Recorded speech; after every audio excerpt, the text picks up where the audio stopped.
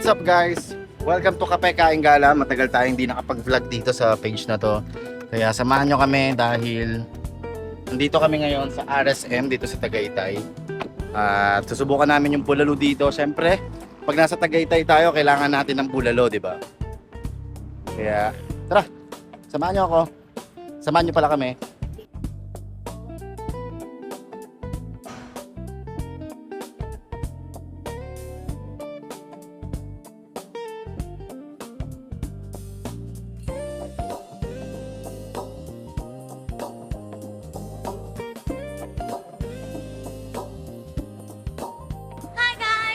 So we're at RSM and we're going to be trying their bulalo here. We just came back from Gabby's competition for his karate. So let's go! So yun guys, may kisali lang ako dito sa video ni Sky. Bali, si Sky na pala yung magiging bagong member natin dito sa Kape Kain Gala na page. May kisaw-saw lang ako dito sa video na to.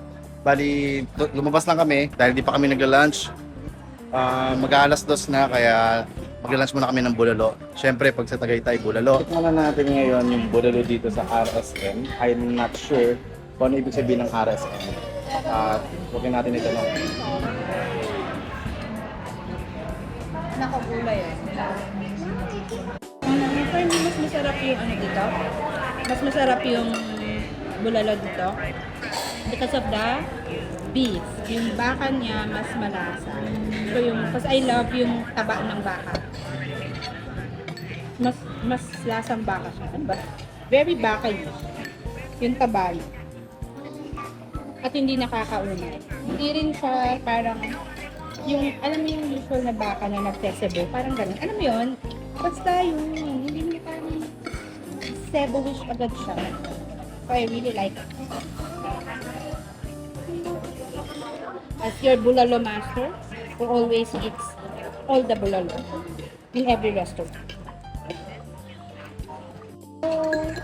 I'm eating the bulalo right now, and the bulalo meat is like very soft, and I really like it. I also really like the soup because it's like salty. It's very soupy. Suki. Ano ba sabihin ng suki? I don't know. I don't know what I'm saying, but I just really like the bulalo. I'm also watching Fort Breezy right now because I love Fort Breezy. Okay. Pag kumakain akong bulalo, gusto ko yung sabaw. Kahit wala akong masyadong ulam, basta sarap yung sabaw, mag-goods na ako doon. And iba-iba naman tayo. So ako, siguro kung i-rate ko to, 8 out of 10. Dahil sa sabaw is medyo maalat for me. Tapos malambot naman talaga kasi yung, mas malasa naman kasi talaga yung beef nila dito. Me, I rated And yun, si Gabby. How about you, Gabby? What's your... like I rate it 10 out of 10. 10 out of 10? Bakit?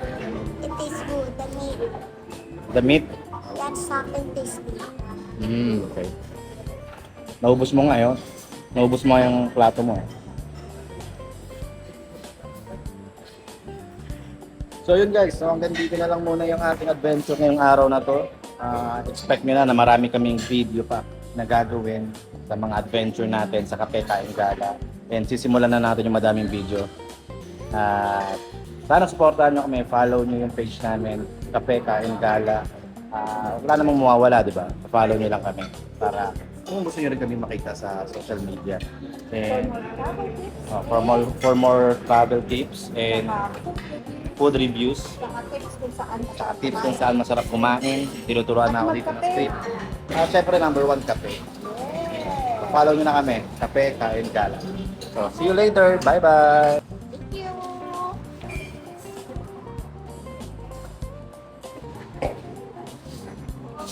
Tapos na kami kumain, busog na naman kami ngayong araw, ngayong tanghali na to. Actually, hapon na. Alas 3 na kami nakatapos kumain. 2:30 na pala, mag-alas 3 na. So kung babalik ba kami dito, kung nasa Tagaytay kami, posibleng oo kasi nagustuhan ni Aubrey. Siguro ako, maghanap pa ako ng ibang lasa ng bulalo. Dahil hindi, gaya na sinabi ko, hindi ganun lasa ng sabaw yung hinahanap ko sa isang bulalo. Ang gusto ko ay parang kagaya ng sa Laon-Laan, yung bulalo nila doon. Dahil, wait lang, maputol muna natin. Kakaroon pa ng mancha. Yun, no? Kita nyo ba? Hindi nyo yata kita.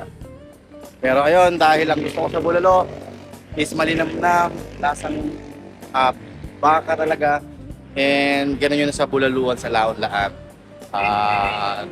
Yun lang. Bye!